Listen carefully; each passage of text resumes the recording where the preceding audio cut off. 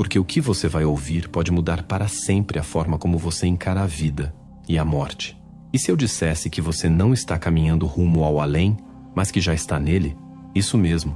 E se o que chamamos de vida for apenas uma versão limitada da realidade verdadeira? Uma espécie de modo avião da consciência, onde nossos sentidos funcionam com restrições severas, como se estivéssemos enxergando o universo por uma fresta minúscula? Prepare-se.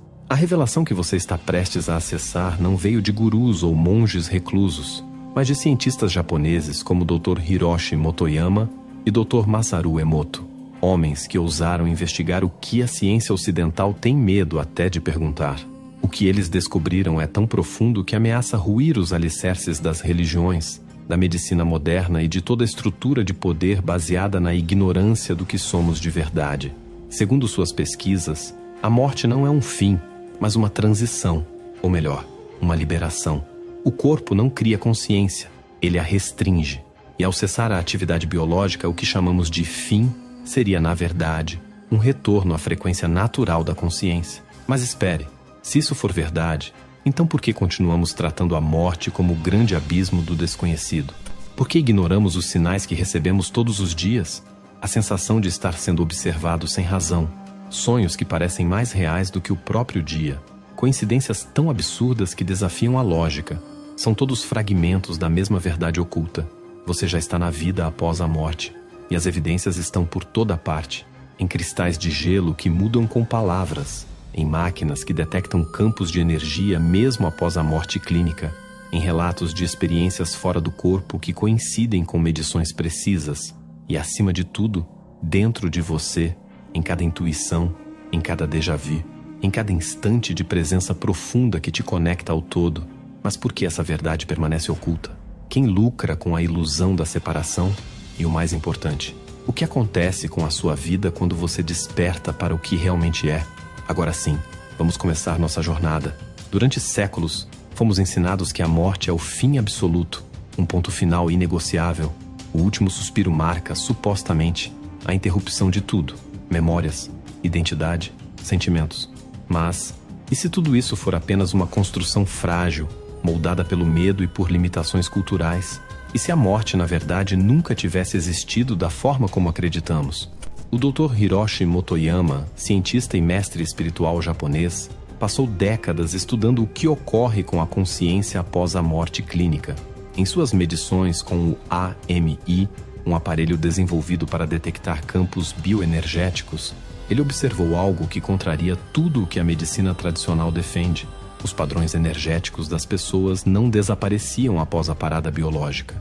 Eles apenas mudaram de frequência, tornando-se mais sutis, como se a alma estivesse apenas retirando seu traje físico e continuasse a atuar em outra camada da realidade. Mas não é só Motoyama. O renomado Dr. Masaru Emoto demonstrou que a água, elemento que compõe mais de 70% do corpo humano, responde diretamente à emoção e à intenção humanas. Palavras de amor formam cristais belíssimos e simétricos. Já palavras de ódio geram formas distorcidas e caóticas. Isso não é poesia, é ciência fotográfica sob o microscópio. E aqui entra a pergunta desconcertante. Se a água reage à consciência mesmo à distância, como explicar isso sem admitir que existe algo além do físico? Algo que transcende o cérebro e o corpo. A questão é que a própria definição de vida foi sequestrada. Fomos condicionados a acreditar que viver é apenas manter a máquina biológica em funcionamento. Porém, os dados de Motoyama e os cristais de Emoto mostram que a consciência age sem depender da biologia. Ela molda, organiza, interage, com ou sem corpo. Isso é o mesmo que dizer que a vida continua, mesmo após a suposta morte. A ciência ocidental, baseada no paradigma cartesiano, ainda tenta encaixar a consciência dentro do cérebro, como se fosse um subproduto químico. Mas essa visão é como tentar explicar a internet dizendo que ela acontece dentro do monitor. O cérebro é o terminal, a consciência é a rede. E se você olhar com atenção, vai perceber que essa rede já está presente em sua vida. Aquela sensação de que alguém vai te ligar e segundos depois, o telefone toca. Aquela intuição que te impede de entrar em uma rua escura. O arrepio ao entrar num lugar onde sente que algo está errado. Chamamos isso de coincidência, pressentimento. sensibilidade. Mas o nome correto talvez seja consciência não local em ação. Mas é aqui que as coisas ficam ainda mais estranhas. Porque se a consciência sobrevive à morte, se ela não precisa do corpo para existir, então a pergunta que assombra tudo isso é: por que continuamos chamando a morte de fim? A resposta, nem ao que parece, não é científica, é política. Ao manter a humanidade com medo da morte, ela se torna maleável. Governos, religiões, corporações, todos operam sob o mesmo mecanismo. Controle através do medo da finitude. A morte virou moeda de troca, um instrumento de dominação. Mas quando essa ilusão cai, você se torna livre. Livre do medo, livre da manipulação, livre para viver com plenitude. Você está começando a perceber? A morte, como nos ensinaram, talvez nunca tenha existido. E a sua vida, agora mesmo, pode ser uma extensão de algo muito maior do que imaginamos. Uma continuidade, não uma contagem regressiva. Um palco onde a consciência dança temporariamente com o corpo, mas sem nunca depender dele. Então, o que mais estamos sentindo, mas recusando a enxergar? E se a morte for apenas o primeiro véu entre muitos que precisamos rasgar? Agora tem algo que eu preciso te contar. Existe uma prática mental milenar, retirada de textos antigos ligados à Bíblia, que permite desbloquear partes do cérebro ligadas à intuição, clareza e manifestação. Recentemente, pesquisadores analisaram os efeitos dessa técnica e constataram que seus resultados podem sim ser explicados e medidos pela ciência. Por muito tempo, esse conhecimento foi escondido, e não é o tipo de assunto que costuma ser bem aceito nas redes sociais. Por isso, preparamos um vídeo completo explicando essa técnica e publicamos exclusivamente em nosso site. Você pode assistir agora escaneando o QR Code na tela ou clicar no link da descrição ou no primeiro comentário fixado abaixo. Imagine por um instante que sua consciência não está dentro da sua cabeça, que ela não é fabricada por seus neurônios, nem limitada pelo seu corpo. Imagine que ela é como uma luz projetada através de um aparelho, e esse aparelho, por enquanto, é você. Agora, retire o aparelho da equação. A luz ainda está lá, intacta, fluindo, iluminando. Essa é a hipótese revolucionária que os cientistas japoneses vêm testando com precisão inquietante. Enquanto o Ocidente busca localizar a consciência dentro do cérebro, pesquisadores como o Dr. Motoyama propõem algo muito mais radical. A consciência é a origem de tudo. O corpo, o cérebro, o mundo físico, todos são manifestações temporárias dessa consciência fundamental. Não o contrário.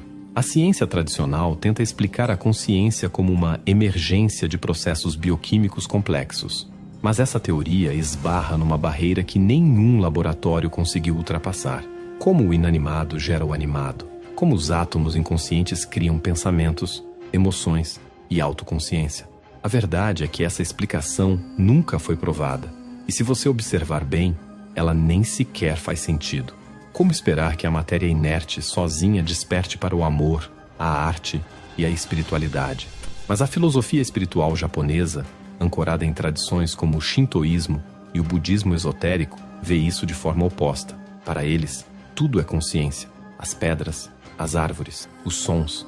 O universo inteiro pulsa como uma orquestra viva de inteligência. Não se trata de crer nisso por fé cega. Trata-se de uma vivência direta que agora começa a ser medida por instrumentos científicos como o AMI, que detecta campos energéticos ao redor do corpo, mesmo quando a pessoa está inconsciente, anestesiada ou clinicamente morta. Você está preparado para isso? Porque aqui está uma descoberta que desafia o chão sob seus pés. A consciência continua ativa, mesmo quando o cérebro está em silêncio total, como uma estação de rádio transmitindo, mesmo quando o rádio receptor está desligado. Isso foi observado em estados de coma, anestesia profunda e até em experiências de quase morte, onde pessoas relataram vivências lúdicas enquanto seus sinais cerebrais estavam inexistentes. Mas será que esses relatos são apenas delírios? Será que a consciência brinca com a nossa percepção nesses momentos? Os dados mostram o contrário. Muitos desses relatos envolvem informações que os pacientes não poderiam saber por meios normais, como detalhes sobre salas ao lado, conversas entre médicos, ou eventos que ocorreram fora do alcance sensorial durante o tempo em que estavam clinicamente mortos. Você está pronto para enfrentar a verdade definitiva? Esses experimentos não são casos isolados. Eles fazem parte de um corpo crescente de evidências que apontam para um fato incômodo. A consciência transcende o espaço, o tempo e a matéria. Ela pode agir à distância, influenciar sistemas físicos como a água e permanecer ativa mesmo sem o suporte do corpo. Dr. Masaru Emoto demonstrou que pensamentos e emoções direcionados intencionalmente alteram a estrutura dos cristais de água. E o mais impressionante, isso acontece mesmo quando a intenção é enviada a quilômetros de distância. Como explicar isso dentro do paradigma materialista? A única explicação coerente é que a consciência não depende da proximidade física para agir. Ela é um campo, uma matriz, uma malha viva que atravessa todas as dimensões. Então, se a consciência pode se estender além do corpo, se pode atuar sem cérebro, se pode acessar informações além do tempo linear, o que mais ela pode fazer que ainda não ousamos investigar? Pode ser que os limites que atribuímos à nossa mente sejam apenas reflexos dos limites da nossa cultura. E quando nos libertamos destas fronteiras, descobrimos que somos mais do que corpos tentando entender o espírito. Somos o espírito vivendo temporariamente dentro de um corpo.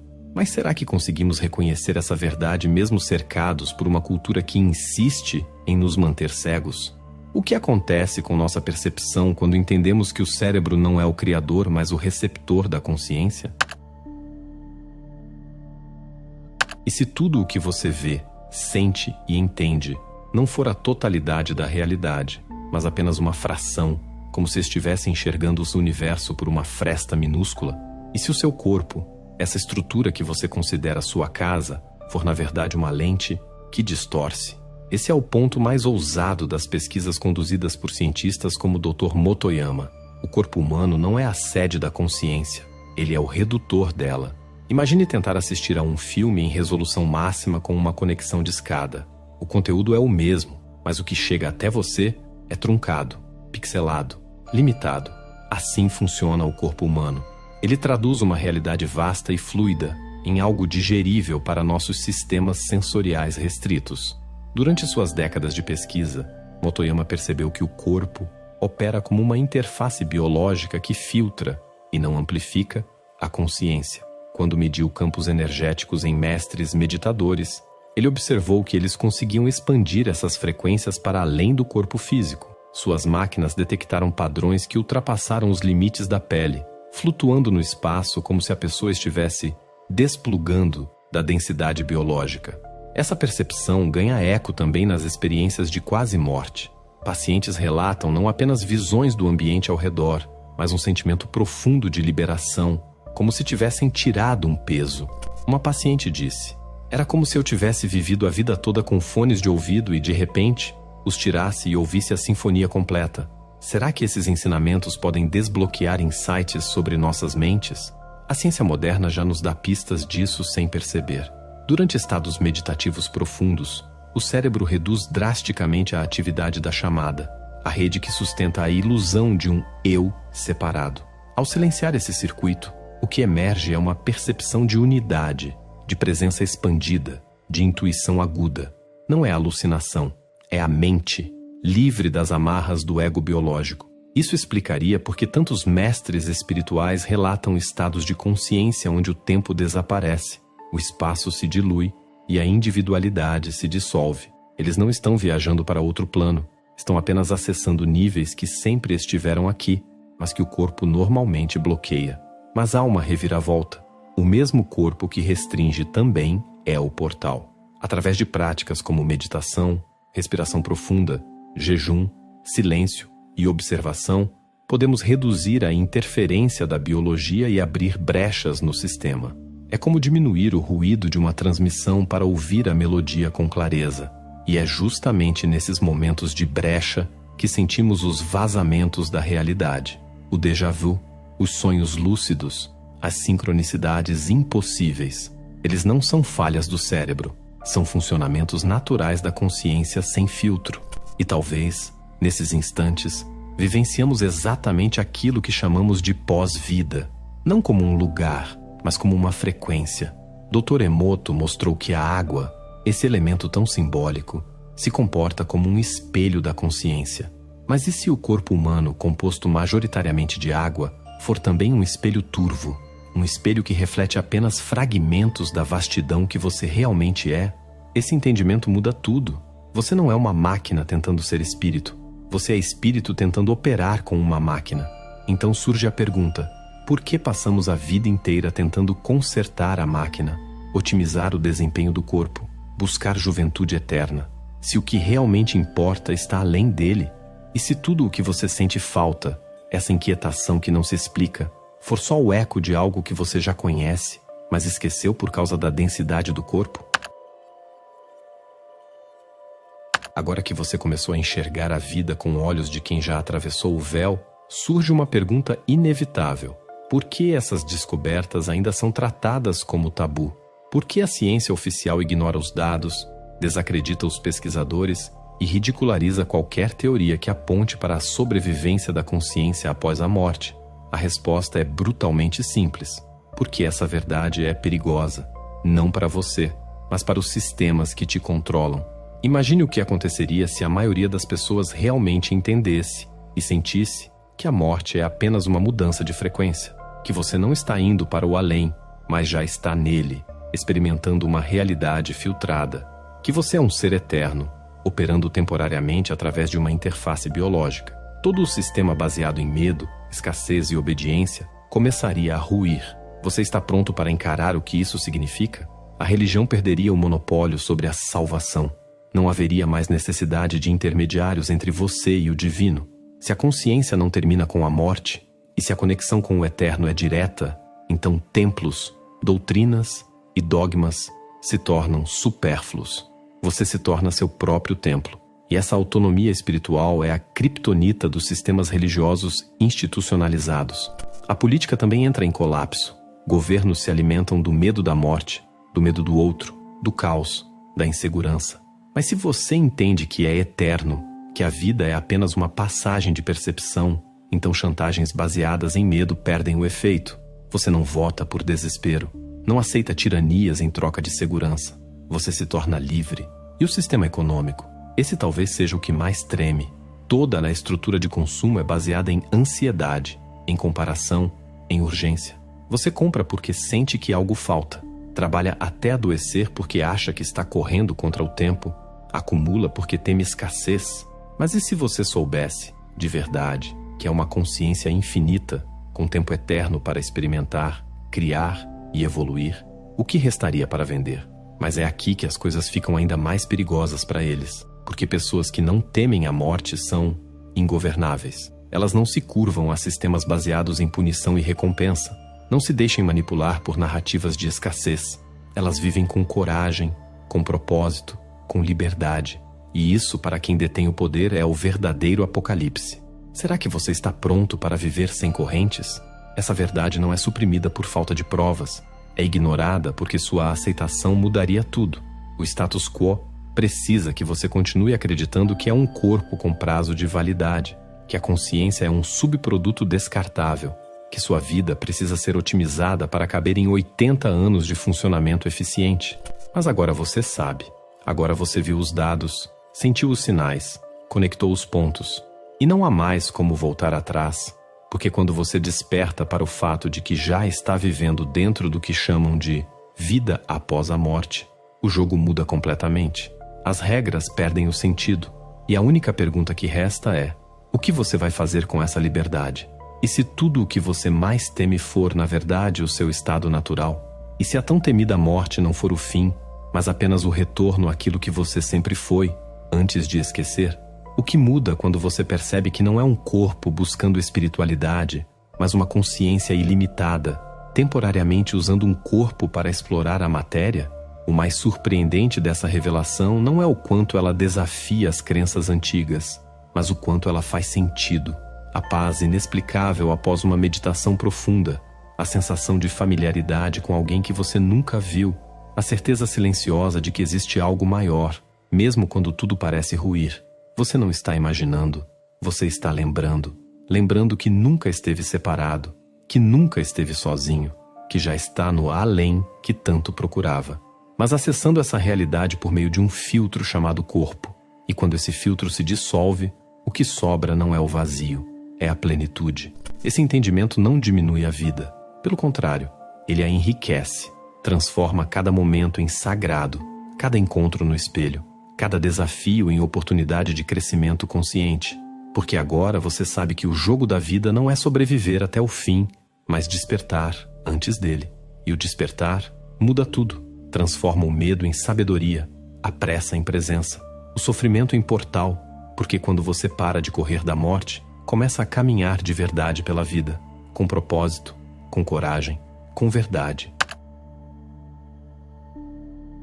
Se você chegou até aqui, respire fundo e receba meu mais sincero obrigado, de verdade, porque não é todo dia que alguém aceita mergulhar tão fundo dentro de si mesmo.